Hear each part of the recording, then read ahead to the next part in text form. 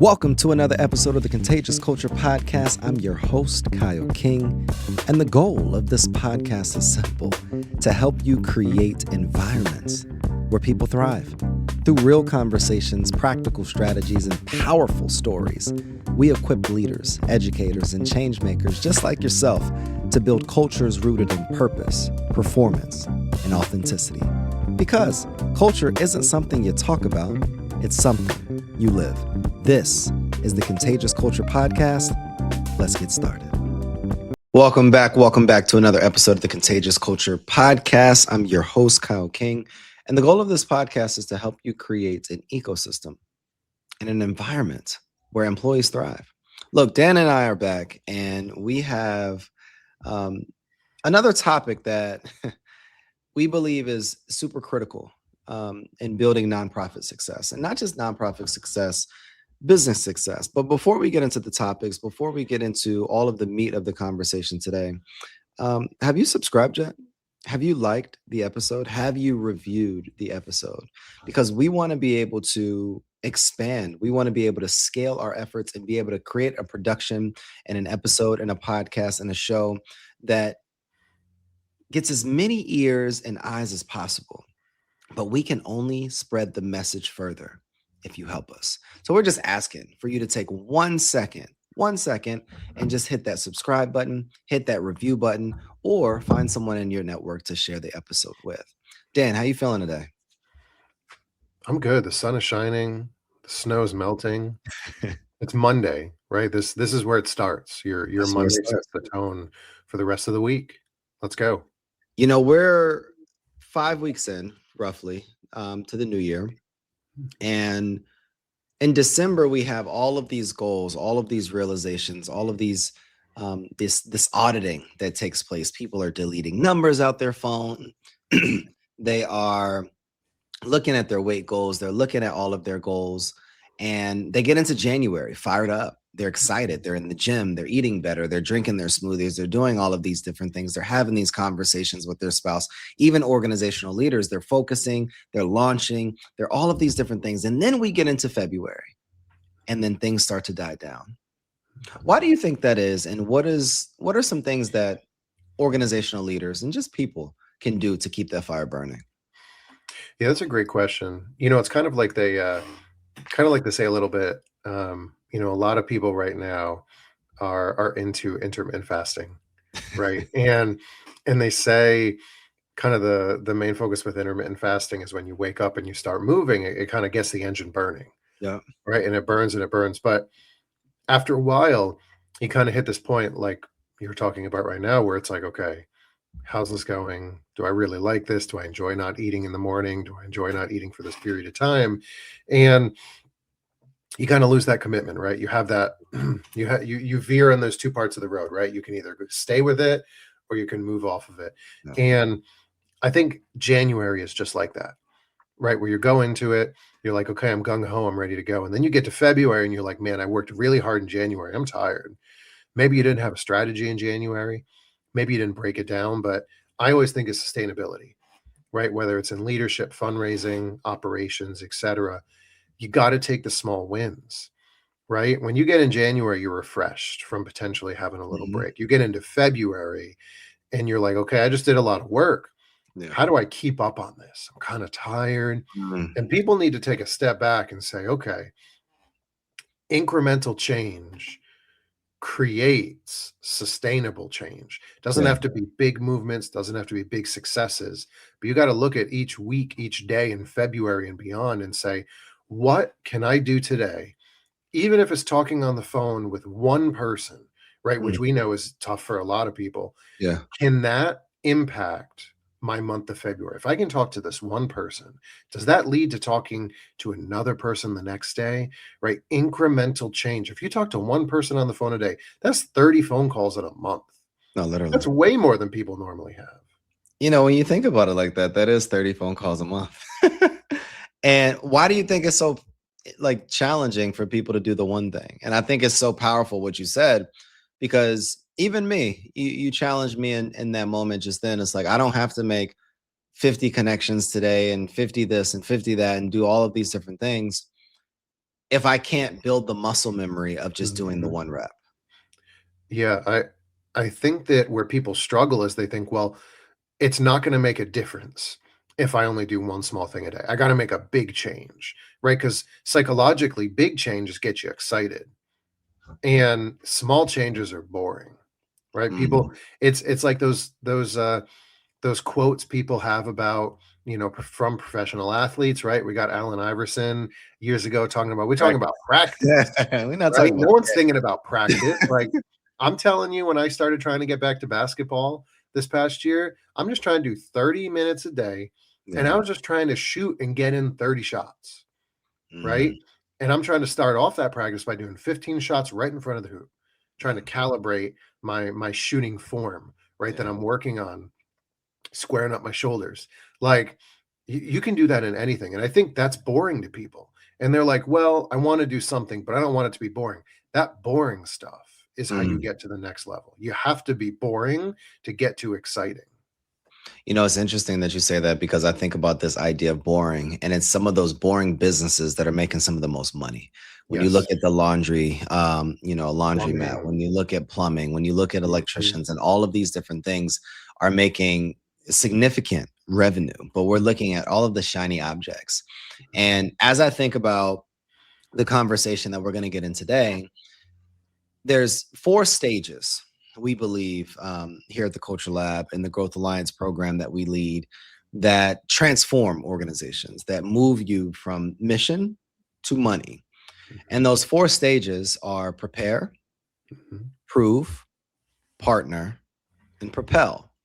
And they go literally in that order because a lot of times we're looking for that shiny donor, we're looking for that major gift, but our systems aren't optimized. We don't know our story, we don't know our strategy, and we don't have systems in place. Mhm. Then, once we have those systems, once we have that clarity in the story, and once we have a strategy, then the second step is we don't know how to prove or market or tell our story effectively.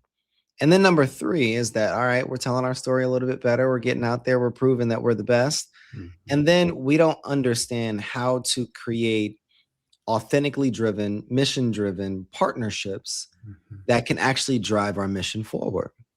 And then let's say we're doing it. We're doing it well. We have a bit of partners and volunteers and various people, but then we get stuck and we don't know how to propel forward. Mhm. It's February.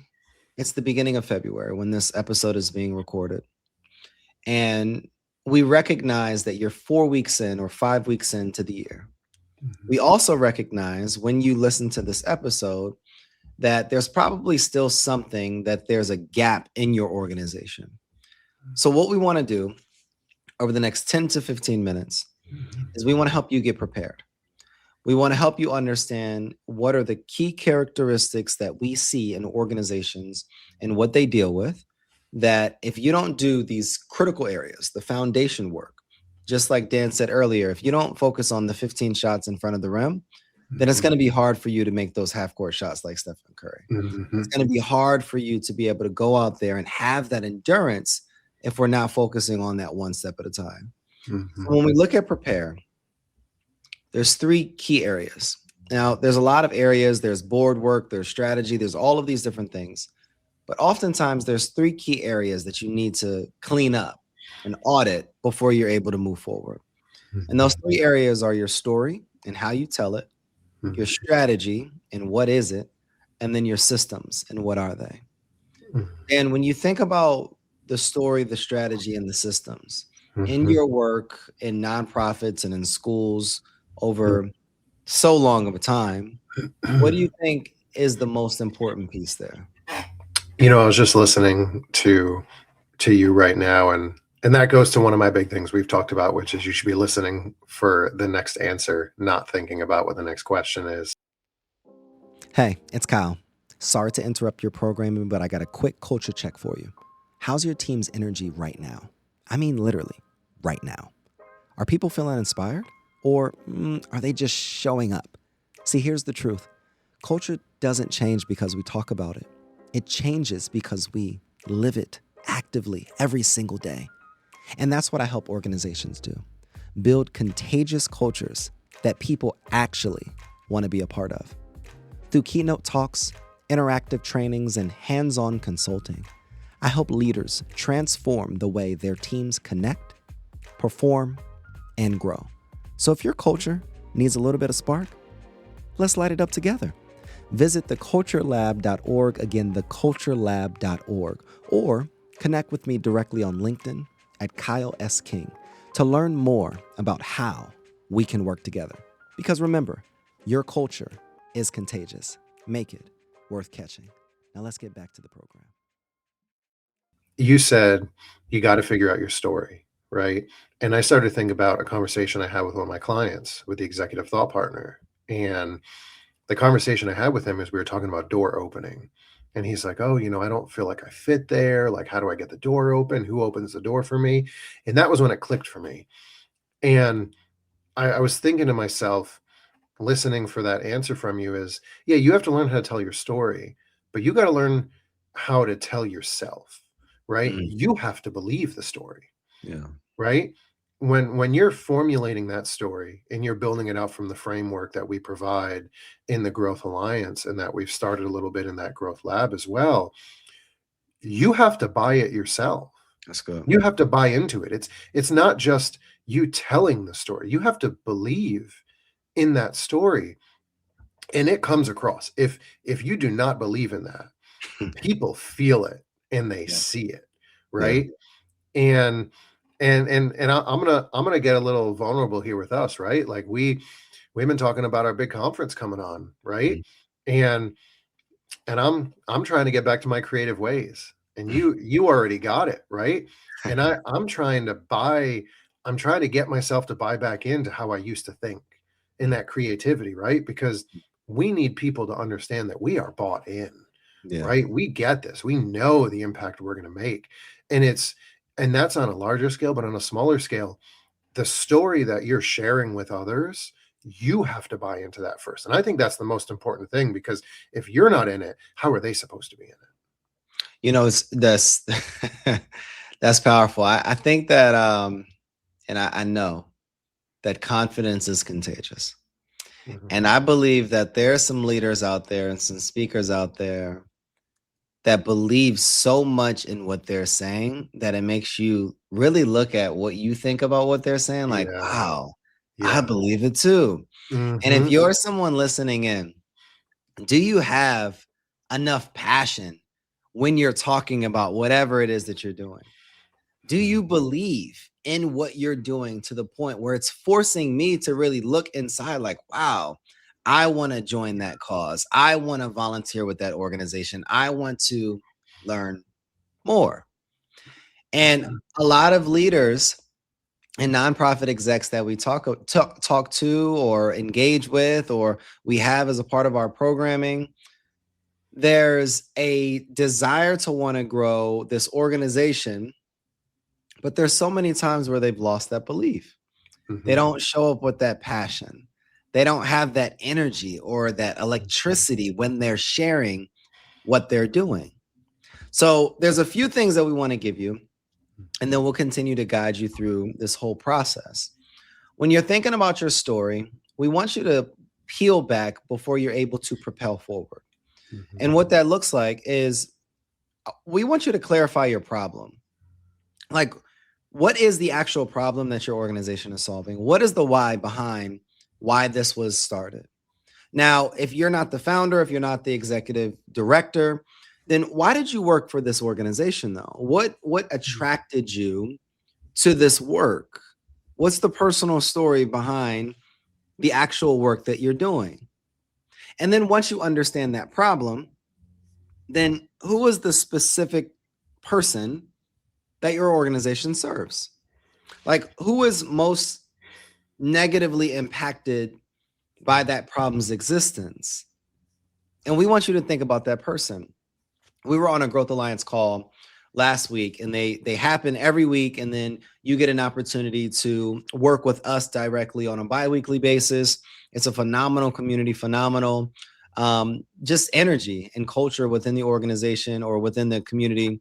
And one thing that we realize is that I think when we start focusing on a board and money and grants and all these different things, we stop thinking about the people that if we don't show up today, who are not served. We want you to think about those people that if your program or your business doesn't exist, they're going to be homeless. We want you to think about those mothers that are running from challenging domestic violence situations. We want you to focus on those students that are dealing with substance abuse. We want you to focus on like who is most negatively impacted by what it is that you're doing. And then number 3, when you think about that, how can you articulate the connection with your story, like Dan was saying earlier, with how you're bought in to what the focus or the framework is that you're doing as well. And then how can we build those connection points? How can we build those connection points with your ideal donor, with your person, and then build a platform so that we can get in front of these people? Now, that was a mouthful, Dan. And it's all about stories. It's all about how do we communicate these stories. You were somebody that had to communicate stories to people, to major donors, to be able to get them to buy in. Mm-hmm. But what are some of the systems and the strategies that you used on the foundational level that really helped you do it better? I did a podcast with a college friend, Safania, and in that it was focused on curiosity content, and that was how she framed it. And I really like that. And the foundation for me is on curiosity content, right? You may have a story, and there may be different ways that you can phrase your story, right, to fit the fulfillment areas and the interests of people, right? Because just like we as people are multifaceted, so is the work that we're doing, right? It's not just a linear straight line, right? There's so many different ways to support missions and different organizations. So the foundation for me is curiosity, right? Because I'm going into these meetings, whether it's someone I've met a bunch of times or it's someone I'm meeting for the first time that I've just spoken to on the phone, or someone connected us over text and we scheduled something, whatever that may be. What I'm looking for is I'm looking to ask questions to them to figure out who they are, what makes them tick, and what kind of association they may or may not have with similar nonprofits or other local nonprofits. Because what that does is when you're learning about an individual, right? That first one, them as an individual, you're learning about what fulfills them, right? What makes them tick. When you learn about their story, you can learn about connections and alignment that may align with the work that you're doing that you wouldn't know otherwise. And then when you're looking to learn about where are they currently involved? What are they doing? Are there other similar organizations? Is there an organization that they're working with where part of it is similar to what you're doing? And that's the part they love, but the other part of it is just something that comes along with it. They're like, great, I can make a difference and an impact. So it's really taking those 3 focuses, 3, I put 3 up here. I had it down in the corner. Those 3 focuses and saying, how am I collecting this information and being curious to then figure out how do I align with them, right? I always look at that foundational meeting it is about them. I am not trying to share anything with them unless they ask. I am not trying to push a narrative unless they ask me what is the narrative of what I'm doing. Yeah. I'm looking to put it on them, right? I want to give them the power. And then I want to see other ways that I can add value through my organization and the work that we do. Let me ask you this, Dan, and for our listeners listening, what are some of the specific questions though? It's when I think about, the who are you, when I think about what makes them tick, like when I think about these pillars that you've given, what are some of the quick questions that someone could jot down right now that kind of are your go-tos, or the areas in which, like one of my questions that I always ask, especially here on the podcast, is like, what was your slingshot moment? Like, what was the thing that in your life pulled you back and propelled you to becoming the person that you are today? And I ask that question specifically because it allows someone that I'm talking to literally walk back and then talk about the story that got them exactly where they are. And I find that it's a very similar response every single time emotionally, because they're like, wow, like, thank you for asking me that, because it forces them to go backwards and then walk forward. And in them communicating their story, I learned so much more about them. So what are some of the questions that you recognize or recommend that have worked for you? Mine are boring, Kyle.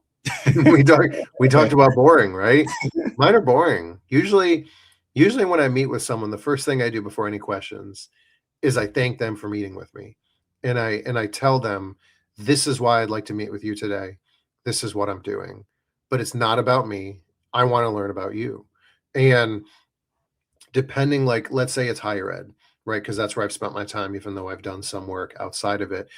The first thing I'm always going to do is I'm going to tell them, okay, I'm going to ask them, how did we get here? Right? Have you always lived in this state? How, like, where did you go to school here? What did you study? Like, boring questions. But my goal is always, I want to keep things as broad as possible, because in those conversations, I'm going to be trying to listen for connections. I'm going to be trying to listen. Okay, did you go to school in the same area that I went to school in? Right? Do you know of, or do you follow this sports team? Right? Are you going to tell me about your career? Did you live here, here, and here because you worked for Lockheed Martin or you worked for XYZ? Oh, well, that's really cool. Okay. Well, what did you do for Lockheed Martin? Oh, we have a program just like that over here. Or, oh, you know what? You talked about, I went to 3 different colleges because I went to a community college and then I went to a 4-year, and then I realized it wasn't the right place for me, or they didn't have the major I really wanted. So I shifted here. Well, great. Let's talk about the workforce development program that we're working on that's creating opportunity right here. Oh, do you love to go to lunch at this place in this area? Oh, yeah. I lived there for 10 years. Like, I'm looking for the boring questions. That's I'm trying good. to keep it broad. And then I'm trying to dive in, right? Because again, that goes back to my theme of, I'm listening for their next answer. I'm not trying to go in there. I have like questions that are just kind of floating around in my head, but I'm going in there trying to listen for that next thing they tell me, and then take a second to say, okay, they might connect to this. Let me ask this question. Let That's me go, good. because then it's really free flowing. We're moving through. And then, I have towards the end, like, if you want to know the actual questions I ask, like if I'm working in higher ed, I tell them, okay, how did you find X institution? How'd you get here? Right. And then they talk about it. And I'm like, okay, what was your experience? Did you have any professors you loved working with? Did you have any classmates? Were you part of any groups? What was that like? Okay, take me through your career. Like, where did you start? Oh, wow. Like, I can see the translatable and transferable skills, but I didn't expect you to say you had, you went in this degree for this reason, and then you went all the way over here to this totally other sector. And then I'll go to and be like, okay, what makes you tick? What do you love to do? Do you like to travel? You like to fish? Do you like to watch sports? Do you play like adult rec leagues? And then, I'll go into a little bit from that, just kind of like wanting to learn what gets them going, right? And then the last thing I usually ask them is like, what can I do for you? Can I connect you somewhere? Can I gather information for you? Can we meet again so I can learn a little bit more? I'm really curious about the fact that you spoke about XYZ. I would love to revisit that again That's and good. have a conversation with you. But again, man, they're boring, right? But for what it's worth, they've worked for over a decade really well for me. Like, That's good. you're always just trying to find connection with people, right? Because people give to people they like, people trust people they like. And all I'm trying to do is, in a really organic way, just build that trust. Mm. Build that trust. If there's not anything that you all have heard from today, what questions, what boring questions, what simple questions can you ask to build that trust? And I know one of the things that you're asking as a listener is, well, Dan, once you have built that trust, once you've asked these questions, once the end of that first meeting happens, Mhm. when do I start asking for money? Mhm. When do I start doing Mhm. those different things? And you're going to get that question next episode. We're here again for another episode of the Contagious Culture Podcast. Dan and Kyle are back. And the one question that we always ask you is, what culture are you spreading? The energy you bring is the culture you create. Make yours worth catching.